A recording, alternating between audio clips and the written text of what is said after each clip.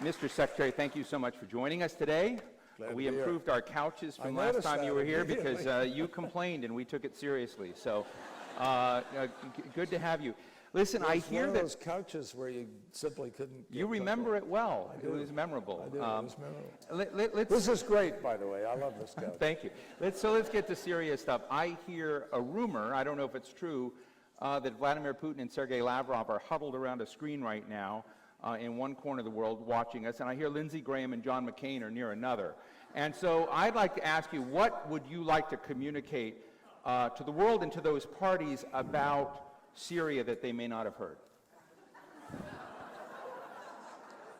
There's absolutely no way possible to communicate with those four people in the room. Okay, how about for our crowd here? I'll take on a lot of challenges, but Syria is as complicated as anything I've ever seen in public life, in the sense that there are probably about 6 wars or so going on at the same time: Kurd against Kurd, Kurd against Turkey, Saudi Arabia, Iran, Sunni, Shia, everybody against ISIL, people against Assad, Nusra. This is as mixed up sectarian and civil war and strategic and proxies. So it's very, very difficult to be able to align forces. So in the middle of that, why did you think you could get a ceasefire? Well, we did. We got one for a period of time. We got one that held for a number of weeks originally. And then this one was interrupted by 2 very tragic, different kinds of events. One was a mistake. The other was the destruction of 18 UN humanitarian trucks, which is hard under any circumstances to find a rationale or an excuse for. And you now believe, as I understand it, that that was a purposeful action by... Well, I think there's strong evidence with respect to Syrian regime engagement in the beginning of it and Russian involvement. But look, the point is that there's just huge levels of mistrust on either side. But you asked me the question, what makes me think? I make no apology, nor does President Obama, none whatsoever, for trying to reach out and find out if there is a way to achieve the political settlement that everybody says is the only way to solve the problem of Syria. You'll find most people constantly saying there is no military solution. Well, if there's no military solution, what is the political solution, and how do you get there? And who's going to get you there? Well, it's the job of the Secretary of State, and it's the job of diplomats to try to do that, as tough as it may be, and it is tough. So, do you think diplomacy's become a dirty word? No, with respect to Syria, to some degree, it's been marred by these breaches of the ceasefire and by the destruction and by Russia's persistent support of Assad in a way that is beyond the seeking of a political settlement, if you will. And I think that the bombing of Aleppo right now is inexcusable. It's beyond any, beyond the pale of any notion of strategic or otherwise. It's indiscriminate. It is. They took out a hospital last night. I think 400 civilians have been killed in the last 8 days. 100 of them are children. And we've made it crystal clear to them that under those kinds of circumstances, it is not possible to be cooperating, and we need to see a change. So are we on the verge of taking down the scaffolding and walking away from any chance of going back to your plan of a joint implementation center and a deal with the Russians on how to deal, or are you willing to give it another chance? No, I think we're on the verge of suspending the discussion because you know, it's irrational in the context of the kind of bombing taking place to be sitting there trying to take things seriously. There's no notion or indication of a seriousness of purpose with what is taking place right now. So it's one of those, you know, moments where we're going to have to pursue other alternatives for a period of time, barring some clearer indication by the warring parties that they're prepared to consider how to approach this more effectively. Senators Lindsey Graham and John McCain have kind of lampooned you with threatening the suspension of talks and saying, you know, how can this have any influence on the Russians? I just love, because you and I have talked about this before, I'd like to understand how you, if you're putting yourself, as a diplomat does, in the heads and intentions of Russia, how do they see the map and their future, and what are you trying to influence? And if we do walk away, then what influence do we have with the Russians? Well, I'm not worried about lampooning, particularly from people who don't seem to have the votes or the ability to be able to cobble together a legitimate plan or a legitimate approach. I don't see Congress panting to put people on the ground to go to war in Syria. I don't see people, it's easy to be critical of diplomatic effort because it's difficult, but what is the alternative? Is the United States of America going to go to war in Syria? I don't think that's about to happen. We are at war against ISIL, and we are going to win that war. I have no doubt about that, and we are making enormous progress. But that is different and distinct from involving ourselves directly into the civil war, which is the war against Assad. And the Russian point of view, they look at it and they see Nusra. Jabhat al-Nusra growing stronger. Jabhat al-Nusra is al-Qaeda. And Jabhat al-Nusra al-Qaeda is plotting against the United States of America. They are a designated terrorist organization. And we are prepared to go after them, but Russia doesn't believe that. Because months ago, there was a statement about our beginning to separate some of our fighters from them because they are marbleized, as the saying has come to be. And so there's a huge distrust by Russia that we're actually serious about going after Nusra. They think we're using Nusra in order to go after Assad. So there's huge distrust on both sides here. And the levels of mistrust because of the type of operations that the Russians have chosen to engage in is huge and appropriate on our side, incidentally. It is inappropriate to be bombing the way they are. It is completely against the laws of war. It is against decency. It's against any common morality. And it is costing enormously.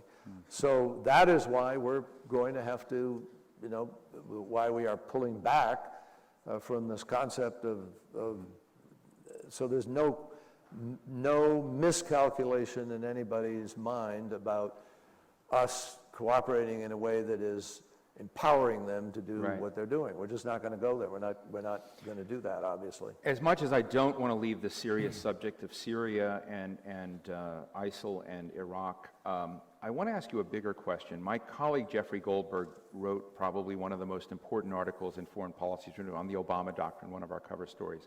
And I thought it was useful because it began to sort of raise this question of what is someone's frame and filter, their dashboard, their priorities. And I'm really interested in what John Kerry's frame. When you look at a problem out there, I'm interested in what you see as the nation's leading diplomat, as a man who may have been president of the United States. How do you organize in your mind taking on one of these big national security challenges? Well, the first thing you need to do is obviously understand and define the interests of the United States of America. And our job, my job, President's job, is to protect our nation and to advance our interests and our values simultaneously. That's really what foreign policy is. I mean, foreign policy is a combination of interests, values. Hopefully they're melded like that, but not always. Sometimes interests are of far greater importance to a particular moment, and you may have tension with the values because of the level of the interest, or the values may be, the Holocaust or Rwanda, or, which is also relevant to the debate about Syria, by the way. Is the killings and the torture and the barrel bombs and the gas. So you put Syria in the values category more than the interest category? No, it's in both. We have both. We have huge interests because of the stability of the region, because of the need to fight against extremism, the need to prevent the country from breaking up, and having a negative impact on all of the neighborhood, including our ally Israel and Jordan and Egypt, so forth. So there are a lot of interests there, but there are also values, obviously. What I'm just trying to say is you have to get a sense of the import of all of that. So what's the John Kerry secret sauce in that? If it, Well, you have to figure out. A lot of people can say what you just said. Once you've figured out those things, then you have to figure out whether you can find in the adversaries a meeting of the minds on any of the interests or values. And that mixes differently with different people at different times. With Iran, obviously, and negotiating the Iran nuclear agreement, Iran wanted out from the sanctions. Iran wanted to, didn't think it was worth the cost they were paying to pursue a nuclear weapon. And I think the Ayatollah made it clear that he was going to outlaw it, not go after it. He made a calculated decision. I think the right decision, an important decision. And so there was something to work with. But at the same time, there was a huge level of mistrust, a huge level of questioning about sort of where they might go at some future point in time. So we had huge interest in making sure the verification was as strict as possible, that we were able to answer people's questions about the technology and the capacities. And ultimately, you could see a way to get from here to there. That's what you have to decide. You have to figure out.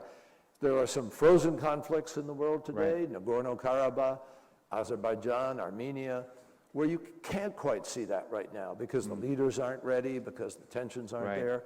There are some where I think they're difficult, but you can see how you could get there if people made a certain set of decisions. I believe Israel-Palestine falls into that category. Right. But you have to have people prepared to make a certain set of decisions. Is the Iran deal what you're most proud of during your tenure? I really haven't stopped to sort of start to, create a So scale. what are you least satisfied with during your tenure? I'm not happy with Syria. I'm Yeah. very, very dissatisfied with where we are in Syria. I'm extremely concerned about where it is going and what will happen to the people of Syria and to the region if more rational and moral-based, common-sense approach is not found to deal with the situation. Yemen, Libya, there are challenges, many challenges that are extremely difficult right now. I feel good about where we are moving with ISIL. I think we could move faster to some degree, but I think the president has really gotten us on a track where you can see where we're going in Iraq, you can see where we're heading in Syria, and he's constantly looking for ways to try to accelerate that. I think the climate change agreement that we reached in Paris is a monumental agreement, extraordinarily important because of the threat of climate change, which we're seeing manifest itself on a global basis everywhere. And to have brought 185, 86 nations together to reach agreement, which really largely grew out of the effort we made with China when we got China to agree to work with us rather than against us, which is what had happened in Copenhagen. Right. That was a sea change. And that resulted in sending a signal to the marketplace in Paris, which we're now following up on with the aviation agreement, with the hydrofluorocarbon agreement, which we hope to get in Kigali in October. And that alone, just getting the hydrofluorocarbons, could save 1/2 degree centigrade of rise of temperature on the planet. So these are critical issues. So- I think getting chemical weapons out of Right. Syria. So you're was key. laying out the net positives, the net gains in the foreign policy roster, and I think you probably talk to more world leaders and foreign ministers than any person alive right now, say, per day. You've got probably the largest quotient. How are they seeing American engagement in the world today? Are they seeing us robust and out there? Because there's a sense that the world doubts America's staying power in the world. Well, I hear this, but it's really interesting. I hear this, and I hear people allege that the United States is retrenching and that we're somehow pulling back, but I have to tell you, Steve, I think if you measure all of American history, there has never been a moment where the United States is more engaged in more places simultaneously on as significant a number of complicated issues as we are today, and with impact. On Ebola, predictions were a year ago 1 million people were going to die. President Obama had the courage to send 3,000 troops there. We built healthcare delivery capacity. We galvanized support from around the world. We led that effort. And that never happened. We never lost 1 million people. Ebola didn't become the global scourge. AIDS, we're in the front, we're about to have the first generation of children born in Africa free of AIDS. And we have put an unprecedented amount of money on the table and expertise to deal with that. Afghanistan, we've held Afghanistan together with a unity government after a failed election where it could have collapsed. We've been able to nurture that. It's complicated, difficult, but we've been able to sustain the effort in Afghanistan. In the South China Sea, we've been able to make it clear freedom of navigation. We've been able to deal with China. We've held that from becoming a major conflict. Ukraine, the sanctions worked. We are working on the Minsk application and implementation right now, even as we sit here. We've been making progress. I hope we can further that. On Yemen, we've put a peace proposal forward. The parties are talking about it. We're on the verge maybe of a ceasefire there. Libya, we've been able to build the GNA, the Government of National Accord.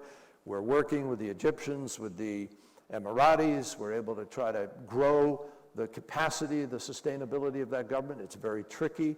It's tribal. It's complicated.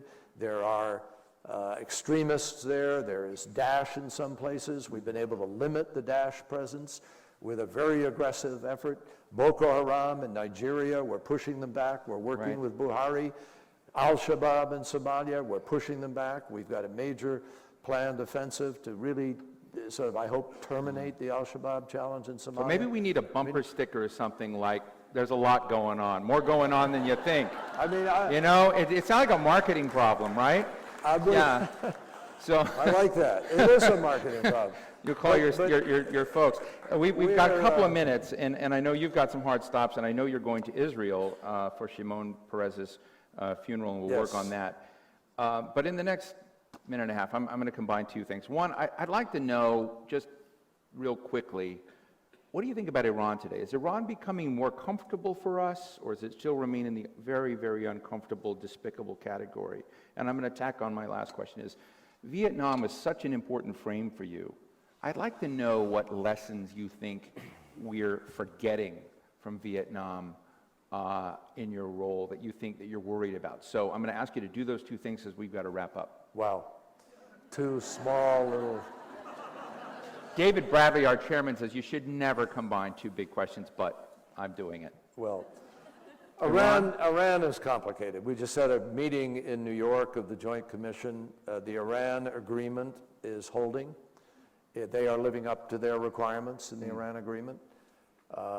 It is measurable and accountable, transparent. The IAEA knows what's happening. We know what's happening, and we are comfortable that Iran is meeting the agreements it met. They think we are not meeting our part of the agreement, and they're upset at us that more banking hasn't, more banks, large banks. Are we meeting our part of the agreement? We are. We've done everything and more.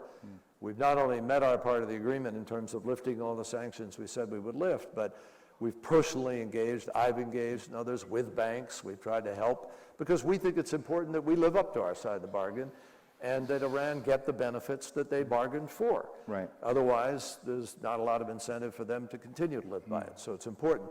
There are tensions in Iran. There is a battle in Iran, in a sense, for its own direction. That's an internal struggle within the country. President Rouhani, I think, has tried very hard to try to, reach out to the world, but there are forces there that pull back on that, and so it will remain complicated, and it just is complicated. So your successor is going to have a fun time with that. Well, I hope it's not. I hope it's not a time-consuming, tense time. It will always be challenging. There are things that Iran is doing in the region that we obviously object to. We don't like the support for the Houthis. We don't like the support for Hezbollah, the support for Assad, some of their engagement in other countries, meddling. Obviously, those are things, the missiles, Right. the concerns about human rights and terrorism, those remain. And we left all of those, in fact, intact in the sanctions regime that we have, because we really were negotiating the nuclear piece. And the reason for separating was we knew that if we put those things on the table, Right. we'd still be there at the table and we wouldn't probably get anywhere. And finally, quickly, I'm really interested on Vietnam in the frame, and because Well, it's been Vietnam- so much a part of what you have framed. I'm interested at this point when, you've done so much in the diplomatic area. What are we getting right? What are we getting wrong? And if you can do it in 30 seconds, you'll make everybody real happy. I never thought I'd do Vietnam in 30 seconds. Can't do it in 30 seconds, but I think what's happening in Vietnam is exciting. It's incredible.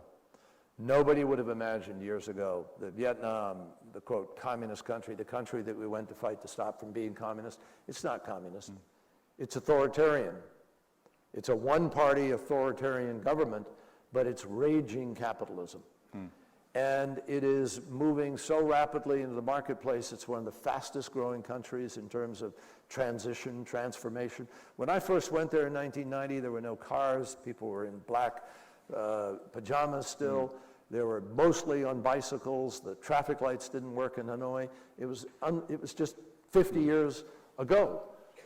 Then, now, skyscrapers everywhere, traffic, people wearing blue jeans and Western clothes and yearning for engagement with the world, fast growing, changing lifestyle, middle class, investment opportunities, and it's changed and changing rapidly. They're allowed labor unions, you can strike, that's part of actually. So that should be our lesson then. So the lesson is that transformation comes through diplomacy. We went there and fought a war to prevent them from being something. And in fact, it's only the aftermath of the war and the diplomacy, the opening up, the lifting of the embargo, which, by the way, John McCain was a partner with me in the effort to do that and to help change Vietnam. And Vietnam has changed and is changing. And we announced, when I went there a few months ago, the opening of a Fulbright University in Hanoi, in Saigon, excuse me, in Ho Chi Minh City, that will be completely academically free, total independence, able to teach. And the Fulbright program has been one of the real transitional vehicles, if you will, catalysts in Vietnam. Many of the top leaders in the highest echelons of leadership of Vietnam have been part of the Fulbright program, and they've studied either at Harvard or somewhere and come over here, and Harvard's gone over there. It's been an incredible transformation. And the lesson is that, it really underscores knowing why, if you're going to go to war, you're going to war and getting it right. And then afterwards, also getting it right. And I think we did one part of it wrong, the other part, we've gotten it right, and I'm very proud of that. So on that, Mr. Secretary, thank you. I hear President Obama is holding a plane for you. So thank you very much.